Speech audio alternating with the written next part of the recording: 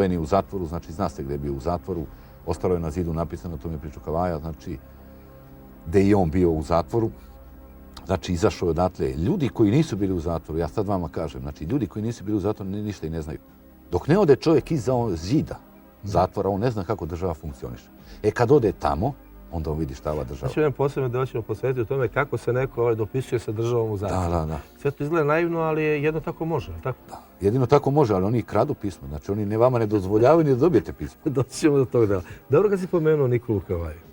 Da li on tebi pričao kakva mu to bila ideja da dođe i udari u zgradu CK avion?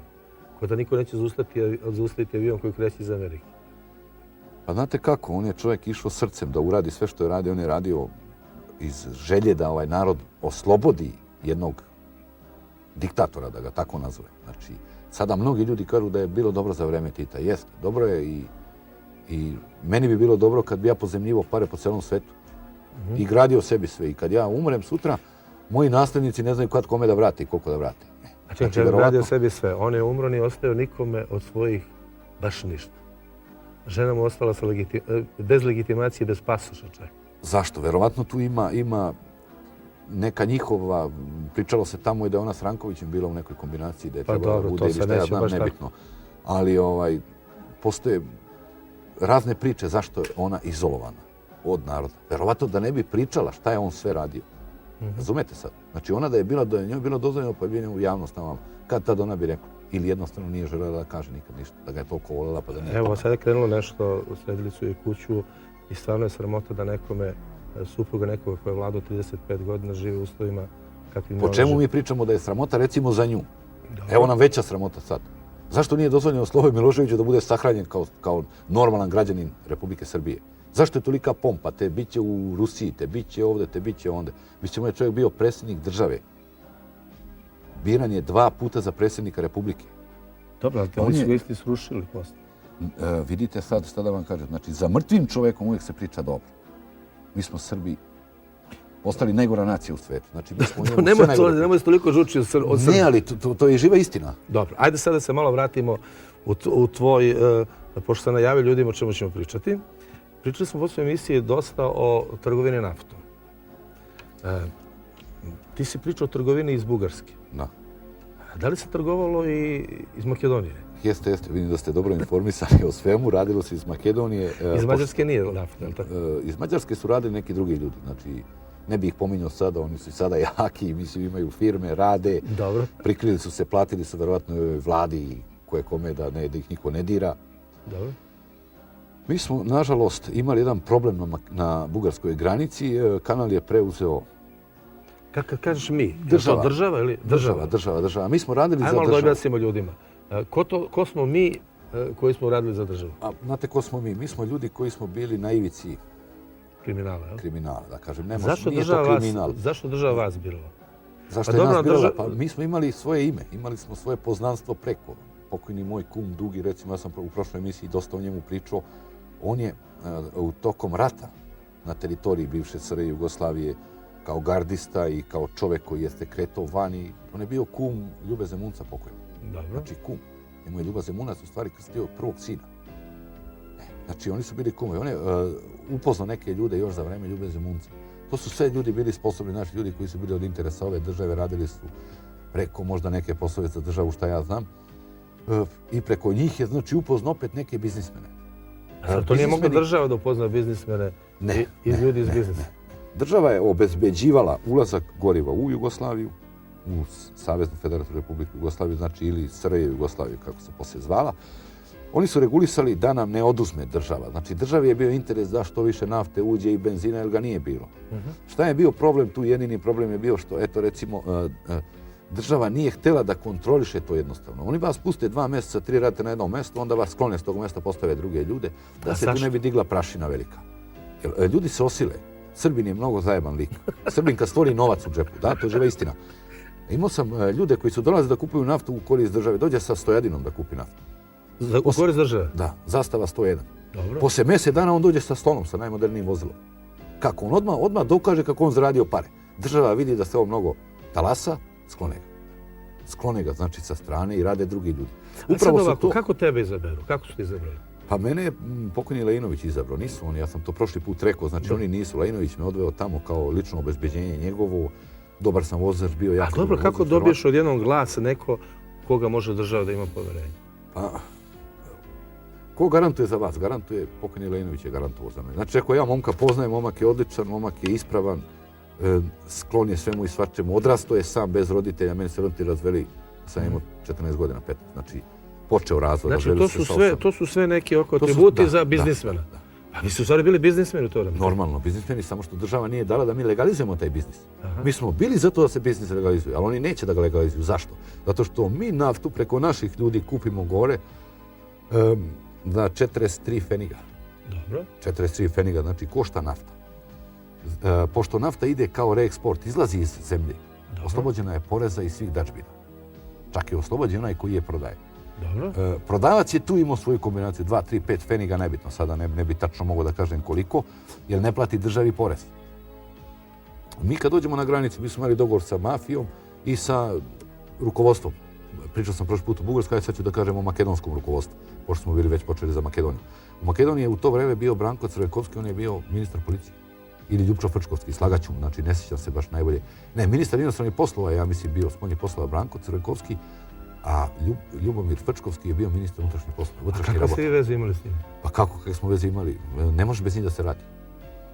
Znači, nama je naš čovjek iz Beograda, iz državne službe, rekao javit ćete se tim i tim ljudima. Naćete se u kafani, sjećam se, kafana se zvala i Dadija, to je jedno elitno mjesto u Skoplju, znači centar Skoplja gdje su ambasade, strane i tu, znači to je jedno elitno mjesto. Tu smo se sastajali i tu se kovo plan. A kako razgovarate? Normalno razgovaramo ko sad ja i vi. Znači ja predložim njima da ja mogu naftu u Makedoniju dovesti sa cenom na 75 feniga sa prevozom. Kažite koliko da uzmete vi da nafta bude u Srbiji. Oni kažu 30 feniga po litri. Ko kaže? Bugarska, makedonski funkcioneri, znači policija. Znači... Čekaj, on to radi lično za sebe ili za makedonsku državu? Verovatno radi za makedonsku državu. Zašto se recimo ali opet ne može javno. Zašto se u javnosti pominju atentat na Kiru Gligorova da je učinila multigrupa? Oni su vozili naftu u Makedoniji. Postoji mogućnost da je njih vlada ili Republika Makedonija za neki novac zavrnula. I onda su oni pokušali da se osvete, da kažu ubit ćemo najvećeg među vama da vidite s kim imate posla. Zašto se pominje multigrupa tu? Ne bi novinari izmislili multigrupu ili u Pavlova umešanost ili je Pavlova u atentat na Kiru Gligorova. To je čija grupa? To je bugarska mafija. Oni su kontrolisali tamo ceo kanal, znači oni su bili direktno povezani tada sa Želom Želevim. Ajde da ga pomenemo sada, on je bio predstavnik Bugarske. Ja sam sedao s tim čovjekom na jezeru, tamo u njihovom restoranu. Tu dolazi dok je Baja Milićo bio živ, pokojni, znači on je bio direktna veza sa njim, on i Ilija Pavlov. Mi smo se tu sastali, Ivo Karamanski pokojni, on je držao... Koji inače on? Pa on je bio isto bugarski kriminalac, on je sa Sadamom recimo rasturao među prvima lažne dolare, falsifikovane dolare, koje je Sadam štampao protiv Amerike. Znači, Ivo Karamanski je bio inače i kum Brene i Bobe. Znači, ja sam se tamo sastao sa njim u kazinu Sevastopolj, njegovom kazinu u centru Sofije. Znači, ništa se tamo nije moglo raditi bez tih ljudi, niti bez ljudi iz vlasti. To nemoj da niko da nas laže. A dobro je interesujem ovaj razgovor, kažeš, sa ljudima iz vlasti. Kako razgovaraš ti? I pošto sam ja njima predložio na 75, ja se izvinjam, pošto sam ja njima predložio na 75 feniga naftu, oni kažu, ajde da mi uzmemo nama 25 feniga dosta. Na jednoj litri 25 feniga, pa vi izračunajte. Kako razgovaraš s njim, razmišlja da on to uzima za sebe ili za državu? Kako je? U principu me to nije interesovalo, mene je interesovalo da uzme, ali sam znao da uzimaju za sebe. Kakva država, bre? On samo javi tamo svome vođi patrole koji vodi patrolu prema granici, broj prvog kamiona i broj zadnjeg. Zašto su oni nam uvijek govorili, neka ide ovaj kamion prvi, dajte mi broj prvog i zadnjeg kamiona, nemoj da se pomešate. Verovatno je njihov policajac, saobraćajac, vidi prvi broj kamiona i zadnji i javi motorolom propusti. Naš, nebitno kako oni kažu. Kad ja dođem na granicu, sa papirima koje vozim, znači isto carina pregleda te papire, kaže sačekajte 10-15 minuta, sačekamo, znači kad se Uprofor skloni ili šta već kako oni to rade, verovatno, nije verovatno, nego oni su Uprofor vodili na ručak, na večeru, znači večera obično, noću se prelazilo i digne se rampa, mi smo za 15 minuta u međuzoni. Kad uđemo u međuzonu, tu opet smo imali problema, prišao sam prošli put sa tim streljcima, tako smo ih zvali, oni dođu za mene papire, muvaju, petaju, ono pa se jurimo. Ide u drugu firmu. Da, šta se događa? Ja odem u hotel da spavam. Znači, pored sve krađe i vama kradu. Da, čak su u Makedoniju došli u hotel u Skoplju i kucali su mi na vrata, kažu, znate šta, gospodine, mi smo iz službe, pokazali su legitimacije, 10 kamiona mora se odreknuti u korist države. Pa čekaj bre, sve vozimo u korist države. Zašto sad se odrekne mi ti 10? Oni ne shvataju da taj novac koji sam ja uzeo, to je državni novac. Novac koji je meni dat preko pokojnog Lajinovića, znači iz kase da mi vrtimo s tim novcem. Mi smo tu isto imali našu zaradu 5-10 pfeniga, zavisi gdje se koliko ugradimo. Znači, sad me ovo interesuje, kako se taj novac predaje tamo? Predaje se, ja sam prošli put rekao, znači, kakva banka.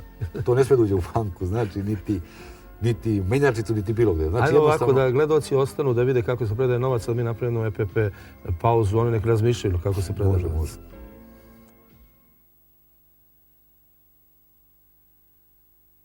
Pričao si kako se predaje u Bugarskoj novac, a kako se predaje u Makedoniji? Na isti način. Kako? Znači, to smo mi predložili njima, oni su rekli kako da ne bi neko pao sa novcem. Znači, problem je da neko bez veze padne, da se digne velika prašina, da se sazna u SUP-u. Znate kako, SUP, vaš jedan policajac kad ustavi sa cifrom od 100-200 hiljada maraka u džepu, normalno da mu je sumnjivo. Privešćeva su SUP. Državnih para, ja? Oni ne znaju da su to državne pare. Policajac na ulici on ne zna, on misli da to moje pare. Ja sam tada bio mlad, imao sam, koliko sam imao, 69. godište, znači 93. 4. godine. Sad sam imao 24-25 godina. Znači, odakle meni toliki novac?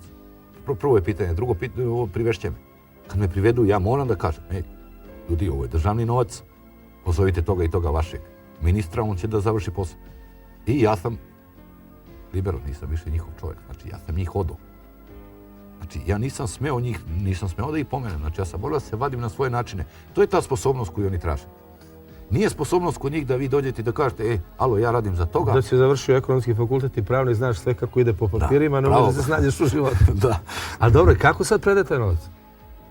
Isti, znači ja sam njima predložio kombinaciju. Kažu kako je najlakše, znate kako je najlakše. Svaka granica ima kontejnere da se baci smeće. Ja ću jedan džak, u taj jedan džak crni da vam stavim novac, ubacim u kontejner, vaš carinik normalno vidi. Znači moj auto kad dođe, ja sam i tada vozio Hondu, ja dođem i stanem bugarske tablice Honde, izađem, izbacim kesu tamo, on za mnom izlazi, uzima tu kesu. To sve noću radi, znači on tu kesu uzima, nosi tamo u svoju prostoriju i zove nekoga njihovog službenika da njihov neki službenik odveze. Nebitno sad kako, verovatno službenim kolima voze i onda to ide tamo gdje ide. Taj gospodin koji preuzima novac, ja sam ga malo prepomenuo, verovatno on uzima novac ili neko njegov, on izdeli između sebe kome šta ide i jave telefonom sve je u redu kad ide sljedeća tura. Da li isti princip i za trgovinu cigarama? Isti.